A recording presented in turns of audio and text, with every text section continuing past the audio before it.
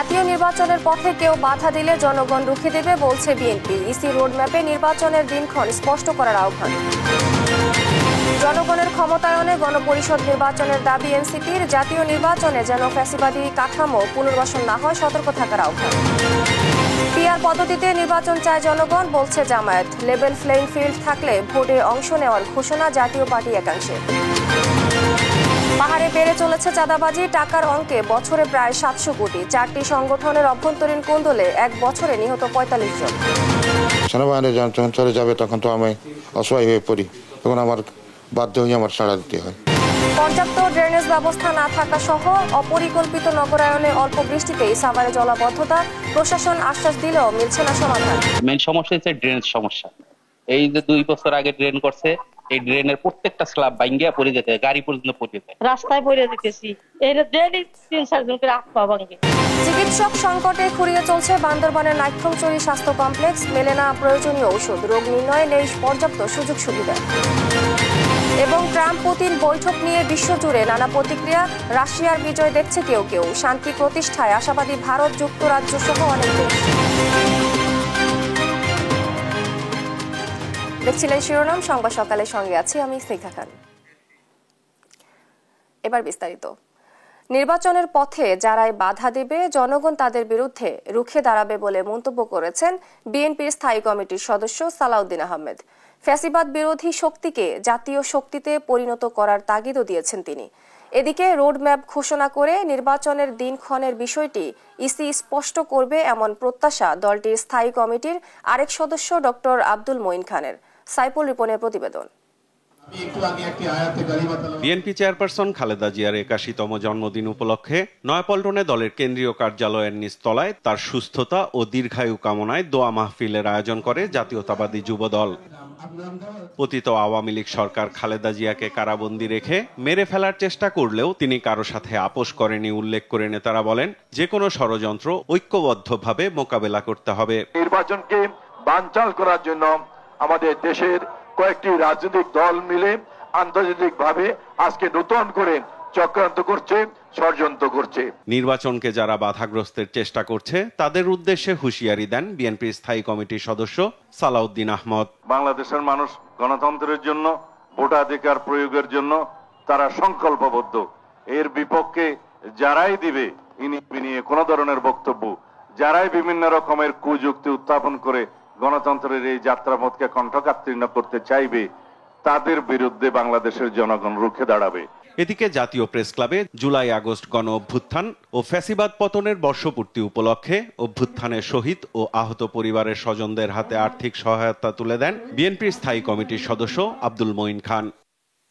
অনুষ্ঠানে যোগ দিয়ে এখনো ষড়যন্ত্র চলছে দাবি করে সবাইকে সচেতন থাকার আহ্বান জানান বিএনপির সিনিয়র যুগ্ম মহাসচিব রুহুল কবির রিজভী।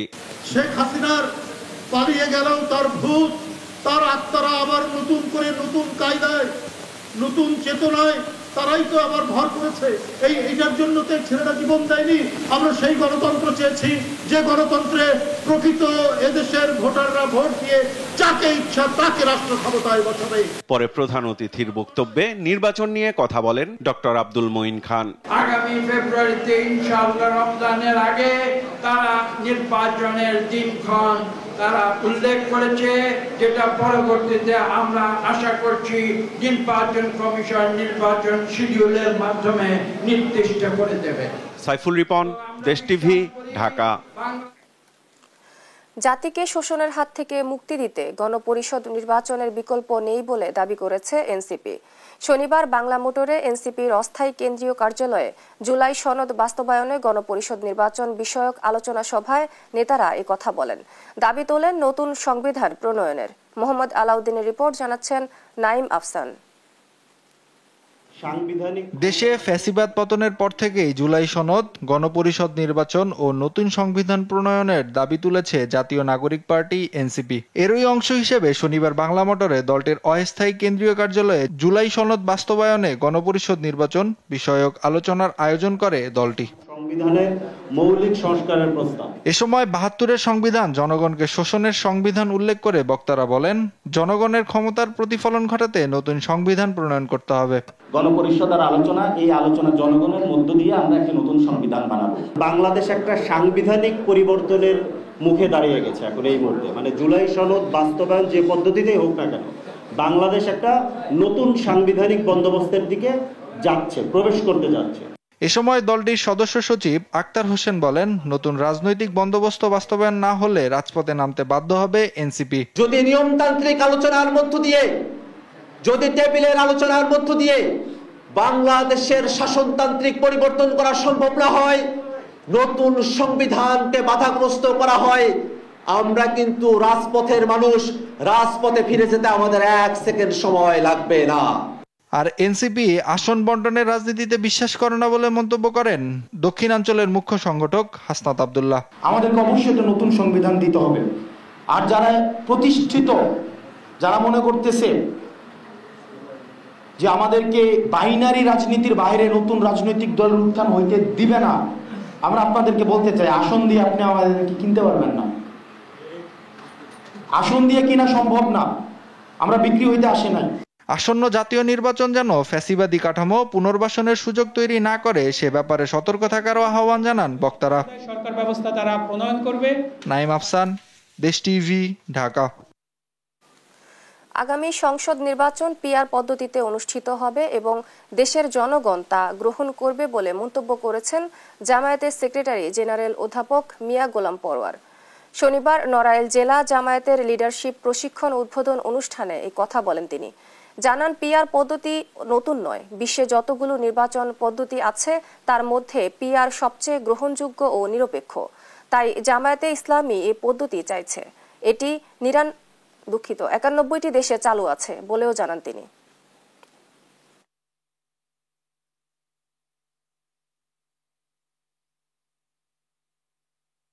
পিআর পদ্ধতি বাংলাদেশ জামাত ইসলামীর সাবেক আমির অধ্যাপক গোলাম আজম রাহিমাহুল্লাহ জামাত ইসলামীর কেন্দ্রীয় মজলিসে শোরা জেলা আমিরদের সম্মেলনে দেশের রাজনৈতিক নির্বাচন পরিস্থিতি নিরপেক্ষ করার ব্যাপারে যতগুলো পদ্ধতি পন্থা নিয়ে উনি বলতেন, তার মধ্যে কেয়ারটেকার সরকার একটা ছিল, এটা ওনারই উদ্ভাবন। এবং আমাদের মজলিসে শোরায় উনি দ্বিতীয় এই প্রস্তাবটা উনি বলেছিলেন যে দুনিয়ার বিভিন্ন দেশে এই পদ্ধতি আছে, আমরা আগামী নির্বাচনকে সামনে রেখে এই পিআর পদ্ধতিতে নির্বাচন দাবি করেছি। অক্টোবরের মধ্যে লেভেল প্লেইং ফিল্ড নিশ্চিত করতে পারলে আগামী ফেব্রুয়ারিতে নির্বাচনে অংশ নেবে জাতীয় পার্টি, এমনটাই জানালেন দলটির একাংশের চেয়ারম্যান ব্যারিস্টার আনিসুল ইসলাম মাহমুদ। শনিবার রাজধানীর গুলশানে সংবাদ সম্মেলনে তিনি আরও বলেন, সুষ্ঠু নির্বাচন করতে বিচার বিভাগ ও আইনশৃঙ্খলা বাহিনীকে শক্তিশালী করতে হবে।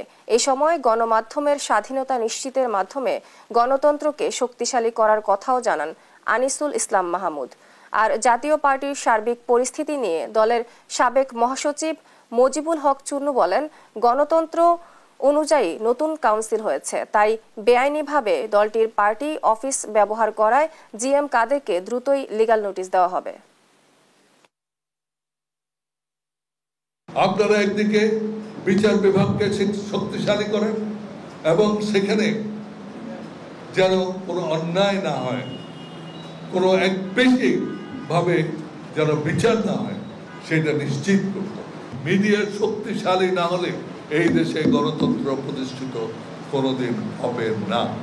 নতুন কমিটি করেছে, আগে কমিটি বিলুপ্ত হয়েছে, তাই তিনি জাতীয় পার্টির চেয়ারম্যান হিসাবে এবং তিনি এটার দাবি করবেন না এবং তিনি এক জাতীয় পার্টির সদস্য, তাকে আহ্বান করবো আমাদের সঙ্গে মিলেমিশে কাজ করার জন্য। জনগণ নির্বাচনমুখী হলে কেউ ঠেকাতে পারবে না বলে মন্তব্য করেছেন স্বরাষ্ট্র উপদেষ্টা জাহাঙ্গীর আলম চৌধুরী। শনিবার সকালে রাজধানীর মোহাম্মদপুর কৃষি মার্কেট পরিদর্শন শেষে এ মন্তব্য করেন তিনি।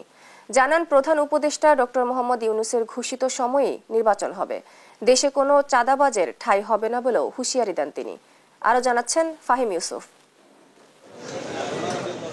দেশে প্রতিটি বাজারে পলিথিনের ব্যবহার বেড়েই চলছে। এ নিয়ে বিভিন্ন সংস্থা অভিযান চালালেও আসেনি কোনো পরিবর্তন। এবার এ তদারকিতে নেমেছে আইন শৃঙ্খলা বাহিনী।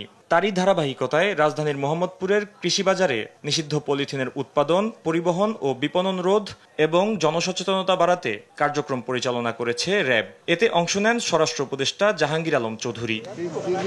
এ সময় প্রতিটি দোকান ঘুরে পলিথিনের পরিবর্তে পাটের ব্যাগ ব্যবহারের জন্য সচেতন করেন স্বরাষ্ট্র উপদেষ্টা। বাজার ঘুরে সাংবাদিকদের সঙ্গে কথা বলেন তিনি। সম্প্রতি চাঁদাবাজির বিষয়ে উপদেষ্টা বলেন, মোহাম্মদপুর ও মিরপুরে চাঁদাবাজ বেশি। এই মোহাম্মদপুর মিরপুর এলাকায় চাঁদাবাজিটা একটু বেশি হয়। চাঁদাবাজিদের স্থায়ী বাংলাদেশে হবে না। এটা যে যত বড় চাঁদাবাজি হোক না কেন, তারে আমরা আইনের আওতায় নিয়ে আসবো। নির্বাচন ইস্যুতে স্বরাষ্ট্র উপদেষ্টা বলেন, কোনো রাজনৈতিক দলের কথা মতো নির্বাচন হবে না। জনগণ নির্বাচনমুখী হলে নির্বাচন আটকানোর সুযোগ নেই। প্রধান উপদেষ্টা যেটা বলেছে ওর উপরে আমাদের কারো কোনো কথা নেই। স্যার যেই তারিখে বলছে ওই তারিখে নির্বাচন হবে। জনগণ যেসব চাবে আমি নির্বাচনের দিকে চলে যাব, কারো কোনো শক্তি নাই নির্বাচন বন্ধ করার। বাজারে দোকানদার ও জনগণকে পলিথিন ব্যবহার থেকে বিরত থাকার আহ্বান জানান স্বরাষ্ট্র উপদেষ্টা। এখন কৃষকরা কিন্তু পাটের এরকম দাম পায় না। এখন আপনারা যদি পলিথিন ব্যবহার বন্ধ করে পাটের ব্যাগ ব্যবহার শুরু করেন, তবে আমাদের কৃষকরা লাভবান হবে, আমাদের স্বাস্থ্যসম্মত জিনিস হবে এবং পরিবেশের জন্য একটা ভালো জিনিস হবে। ফাহিম ইউসুফ, দেশ টিভি, ঢাকা। দেশের কল্যাণে ত্রয়োদশ জাতীয় নির্বাচন ফেব্রুয়ারিতেই হওয়া উচিত বলে মন্তব্য করেছেন নির্বাচন ব্যবস্থা সংস্কার কমিশনের প্রধান ডক্টর বদিউল আলম মজুমদার। শনিবার সকালে ডিবেট ফর ডেমোক্রেসি আয়োজিত ছায়া সংসদ বিতর্কে এ কথা বলেন তিনি। এ সময় আওয়ামী লীগ ছাড়া নির্বাচন অংশগ্রহণমূলক হবে কিনা তা সময় বলে দিবে বলে মন্তব্য করেন বদিউল আলম মজুমদার। তৌফিক মাহমুদ মুন্না রিপোর্ট। দেশ এখন নির্বাচনমুখী। প্রধান উপদেষ্টা জাতীয় উদ্দেশ্যে ভাষণের পর ফেব্রুয়ারিতে নির্বাচন করতে পুরোদমে কাজ শুরু করেছে নির্বাচন কমিশন। চলতি সপ্তাহে নির্বাচনী রোডম্যাপ ঘোষণা করবে কমিশন। উদ্দেশ্য ফেব্রুয়ারিতে জাতীয় নির্বাচন করা। এমন বাস্তবতায় শনিবার সকালে এফডিসিতে ডিবেট ফর ডেমোক্রেসি আয়োজন করে ছায়া সংসদ। এতে প্রধান অতিথি হিসেবে যোগ দেন নির্বাচন ব্যবস্থা সংস্কার কমিশনের প্রধান বদিউল আলম মজুমদার। কথা বলেন আগামী জাতীয় নির্বাচন নিয়ে। ফেব্রুয়ারির মধ্যে নির্বাচন জরুরি উল্লেখ করে বদিউল আলম মজুমদার বলেন, পুরনো পদ্ধতিতে ভোট হলে আগের মতো বিতর্ক হতে পারে। আমি তো দেখছি না কোনো অনিশ্চয়তা। নির্বাচন হইতে হবে এবং ফেব্রুয়ারির মধ্যে নির্বাচন হওয়াটা জরুরি। আমি আশা করি তাই ঘটবে। সেটা হলো নিম্নকক্ষে বর্তমানে যে পদ্ধতি আছে এই পদ্ধতিতে নির্বাচন হবে, কিন্তু উচ্চকক্ষে হবে পিআর পদ্ধতিতে। কারণ উচ্চকক্ষের ভূমিকা ভিন্ন। যদি সংবিধান সংশোধনের জন্য উচ্চকক্ষেরও যে তাদেরও লাগবে, তাদেরও ভোটের প্রয়োজন হবে, তাদেরও অনুমোদন লাগবে। আওয়ামী লীগ নির্বাচনে অংশ নেওয়ার বিষয়টি আইনি প্রক্রিয়ার সমাধান হবে জানিয়ে তিনি বলেন, সময় বলে দেবে আওয়ামী লীগ ছাড়া নির্বাচন অংশগ্রহণমূলক হবে কিনা। সরকার আওয়ামী লীগের কার্যক্রম স্থগিত করেছে এবং নির্বাচন কমিশন তাদের যে সিম্বল, তাদের যে প্রতীক, সেটা স্থগিত করেছে। এখন এই সিদ্ধান্ত আমি আশা করি আইনি প্রক্রিয়ায় এটা শুরু হবে এবং আওয়ামী লীগ নির্বাচন করতে পারবে কি পারবে না সেটা আইনি প্রক্রিয়া শুরু হবে এবং তার প্রেক্ষিতে সরকার এবং নির্বাচন কমিশন সেই সিদ্ধান্ত নেবে। আমি আশা করি তারা সঠিক সিদ্ধান্ত নেবে, সেটা সময় বলে দেবে। তারা যদি যে আইনি প্রক্রিয়া কি সিদ্ধান্ত হয় তার প্রেক্ষিতে এটা সেই মতামত দেওয়া যাবে। তিনি আরো বলেন, আগামী জাতীয় নির্বাচন সুষ্ঠু করতে সবকিছুই করতে পারে নির্বাচন কমিশন। যে এজিস্ট্যান্ট রিটার্নিং অফিসার হয়। তৌফিক মাহমুদ মুন্না, দেশ টিভি, ঢাকা। জাতীয় জুলাই সনদ 2025 বাস্তবায়নে 8 দফা অঙ্গীকারনামা সহ পূর্ণাঙ্গ খসড়া রাজনৈতিক দলগুলোর কাছে পাঠিয়েছে জাতীয় ঐকমত্য কমিশন। শনিবার আনুষ্ঠানিকভাবে খসড়াটি রাজনৈতিক দলগুলোর কাছে পাঠানো হয়। জুলাই সনদে 84টি দফা রয়েছে এবং এগুলো বাস্তবায়নে 8 দফা অঙ্গীকারনামা সহ পূর্ণাঙ্গ খসড়া প্রস্তুত করা হয়েছে। সব পক্ষ স্বাক্ষর দিলেই তা বাস্তবায়ন করা হবে। এই খসড়ার ভাষায় কোনো শব্দ, বাক্য গঠন বা কোনো বিষয়ে মন্তব্য থাকলে আগামী 20 আগস্ট বিকাল 4টার মধ্যে কমিশনের কার্যালয়ে জমা দেওয়ার অনুরোধ করা হয়েছে।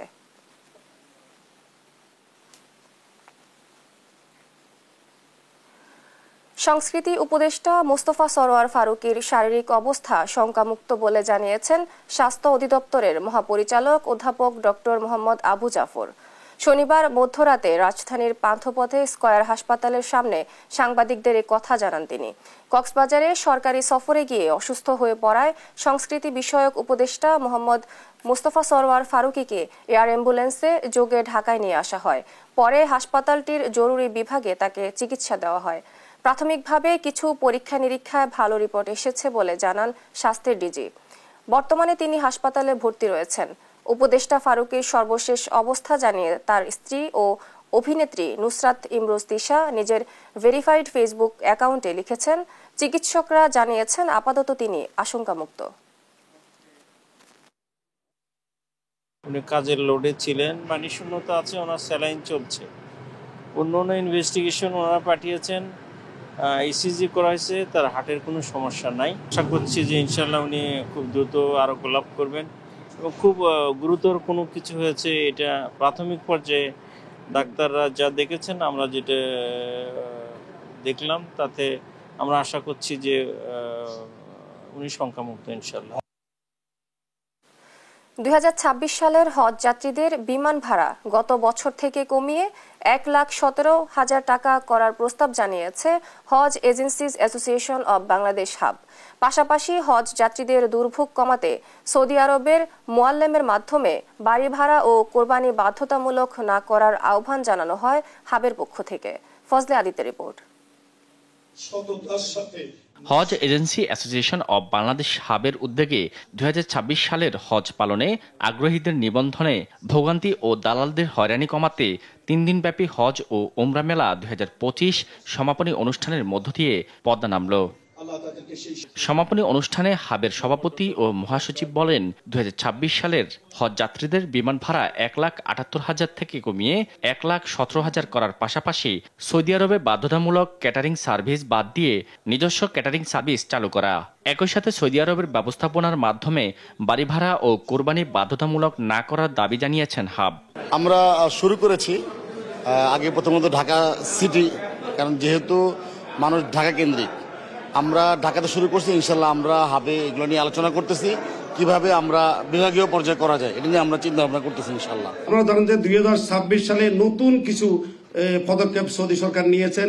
বিশেষ করে আমরা মাসায়ের যে সার্ভিসটি গ্রহণ করি সার্ভিস প্রোভাইডারদের থেকে, এটি এখন ক্যাম্প অপারেটর নামে নতুন একটি ব্যবস্থাপনার দিকে তারা যাচ্ছেন। আমরা সার্ভিস প্রোভাইডার থেকে নিব শুধু আমাদের ক্যাটারিং, হাউস রেন্ট এবং ট্রান্সপোর্টেশন। এ সময় বেসামরিক বিমান পরিবহন ও পর্যটন মন্ত্রণালয়ের সচিব নাসরিন জাহান বলেন, হজ এজেন্সিগুলোর উত্থাপিত দাবিসমূহ বাস্তবায়নের ধর্ম মন্ত্রণালয় যতটুকু করণীয় এর সর্বাত্মক প্রচেষ্টা থাকবে। এই 2026 যতদিন আছি 2026-এর হজকে যতটুকু আন্তরিকভাবে বেসামরিক বিমান পরিবহন পর্যটন মন্ত্রণালয়ের করণীয় আছে সেইটুকু আমার মাননীয় উপদেষ্টা মহোদয় সহ আমরা করব, এই কথাটুকু আমি দিয়ে যাচ্ছি। মেলায় উপস্থিত বিভিন্ন স্টলের প্রতিনিধিরা জানান, এমন উদ্যোগ ও পরিকল্পনা দেশের হজ যাত্রীদের সেবার মান নিশ্চিতে গুরুত্বপূর্ণ ভূমিকা রাখবে। এই মেলার মাধ্যমে হাজিরা প্রতারণা মুক্ত হজ করতে পারবে এবং এখানে অনেকগুলো স্টল ছিল, এই স্টলগুলোতে হাজি সাহেবরা তার সুযোগ মতো সরাসরি এজেন্সি খুঁজে পাচ্ছে। এখানে কোনো মধ্যস্বত্বভোগী বা কোনো মিডিয়ার কোনো সুযোগ নাই। সামনের দিনগুলোতে হজ ও ওমরা যাত্রীদের ভোগান্তি কমাতে এ ধরনের উদ্যোগ খুবই প্রশংসনীয় বলে জানান মেলায় উপস্থিত স্টল মালিকরা। ফজলে আদিত্য, দেশ টিভি, ঢাকা। পাহাড়ে চাঁদাবাজি রীতিমতো শিল্পে পরিণত করেছে সশস্ত্র গ্রুপগুলো। ব্যক্তি পর্যায়ের পাশাপাশি সরকারি উন্নয়ন প্রকল্প কারো রেহাই নেই চাঁদার হাত থেকে। চাঁদাবাজি করে অর্থের পাহাড় গড়তে মরিয়া পাহাড়ের আঞ্চলিক 4টি সংগঠন। টাকার অঙ্কে এই চাঁদাবাজির পরিমাণ বছরে প্রায় 700 কোটি টাকা। চাঁদা না পেলে ঘটে হামলা, গুলি ও অগ্নিসংযোগের ঘটনা। আবার আধিপত্য বিস্তার নিয়েও জড়াচ্ছে সংঘাতে, যেখানে বলির পাঠা সাধারণ পাহাড়ি বাঙালি। গেল বছরে তাদের অভ্যন্তরীণ কোন্দলে নিহত 45 জন। বিস্তারিত শাহাদাত নিশাদের অনুসন্ধানে। নীল আকাশে সাদা মেঘের ভেলা, নিচে সজীব স্নিগ্ধ পাহাড়, এই তো রাঙামাটি। কর্ণফুলী নদীর কোল ঘেঁষে গড়ে ওঠা রাঙামাটি শহরের রিজার্ভ বাজার এটি।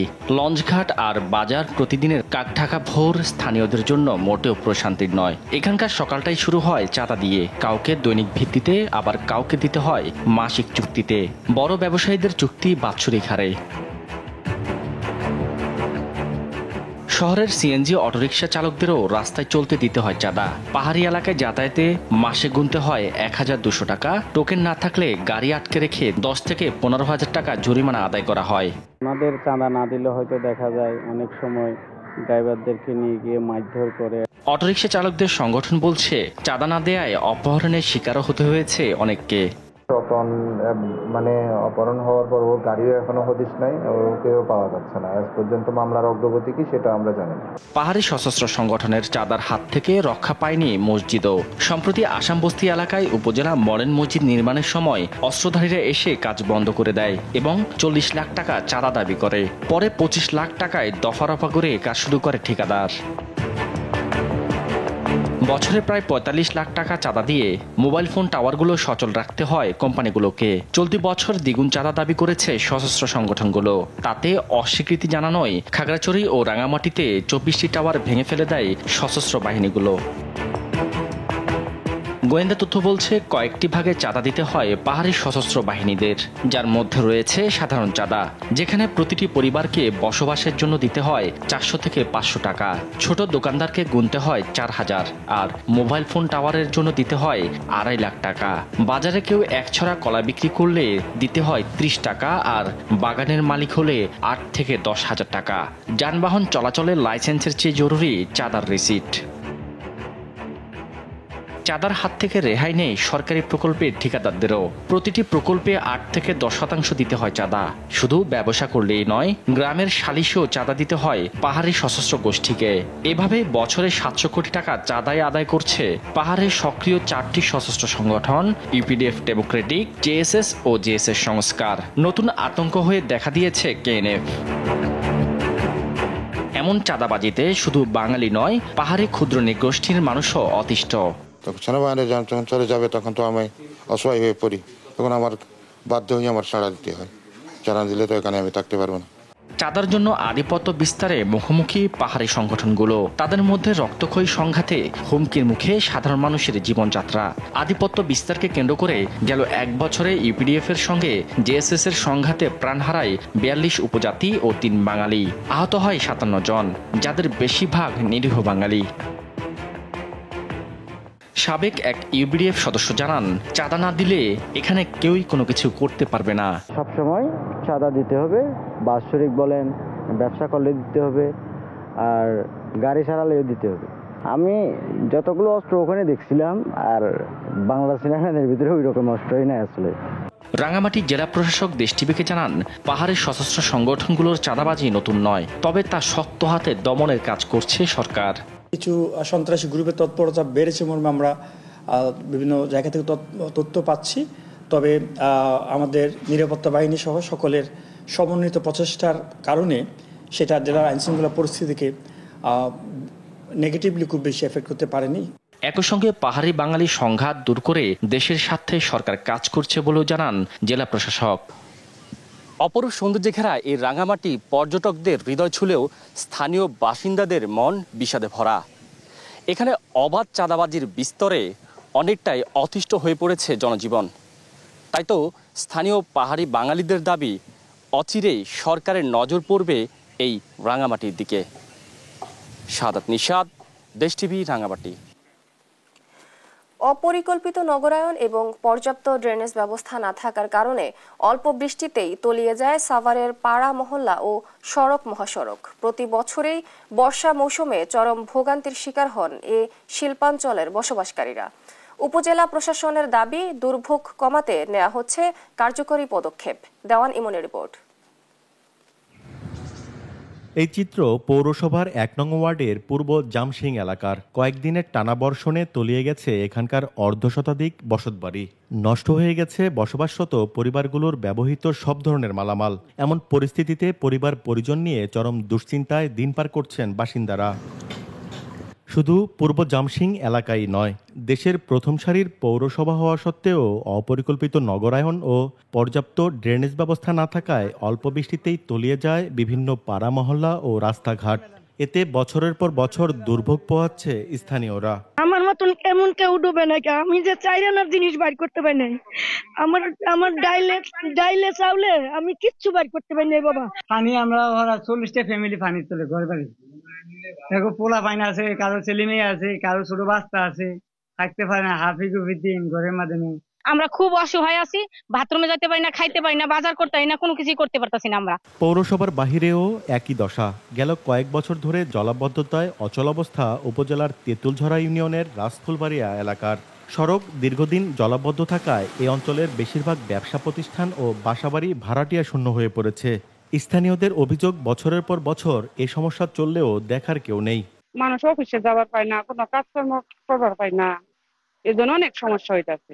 নোংরা পানির কারণে তো অনেক অসুস্থ হয় মানুষ, অনেক রোগ জীবাণু হয়, মশা উপদ্রব বাড়ে অনেক। মেইন সমস্যা হচ্ছে ড্রেনেজ সমস্যা।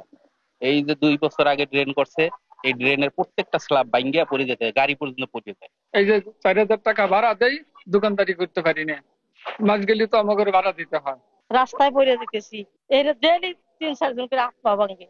সচেতন মহল বলছে, যথাযথ পরিকল্পনা না থাকায় অল্প বৃষ্টিতেই এমন জলাবদ্ধতা দেখা দেয় সাভারে। তাই পৌরবাসীর ভোগান্তি লাঘবে পরিকল্পনা অনুযায়ী প্রয়োজনীয় পদক্ষেপের তাগিদ। আর উপজেলা প্রশাসন বলছে, এসব সমস্যার নিরসনে নেওয়া হচ্ছে কার্যকরী পদক্ষেপ। যেখানে জলাবদ্ধতা আপনারা জানেন যে ইতিমধ্যে সাভার পৌরসভা জামসিং একটা এলাকা আছে, সেই এলাকাতে হলো যে জলাবদ্ধতা দেখা দিয়েছিল, আমরা ইনস্ট্যান্ট এখানে ব্যবস্থা গ্রহণ করেছি পানি নিষ্কাশনের জন্য। এখানে হলো যে পানি প্রবাহ যত হয় সে কারণে আমরা নির্মাণ করে দিয়েছি। 280 বর্গ কিলোমিটার আয়তনের শিল্পাঞ্চল সাভার উপজেলায় 23 লাখ মানুষ বসবাস করে। দেওয়ানিমন, দেশ টিভি, সাভার। চিকিৎসক সংকটে খুঁড়িয়ে চলছে বান্দরবানের সীমান্তবর্তী নাইক্ষ্যংচুরি স্বাস্থ্য কমপ্লেক্স। প্রয়োজনীয় ঔষধ ও রোগ নির্ণয়ে পরীক্ষা নিরীক্ষাও মেলে না। এতে সেবা নিতে এসে চরম দুর্ভোগ পোহাতে হয় রোগীদের। তবে দ্রুত প্রয়োজনীয় জনবল নিয়োগ দিয়ে সংকট সমাধানের আশ্বাস দিয়েছে কর্তৃপক্ষ। সহকর্মী আবুল বাশার নয়নের রিপোর্ট, জানাচ্ছেন ফজলে আদিত্য।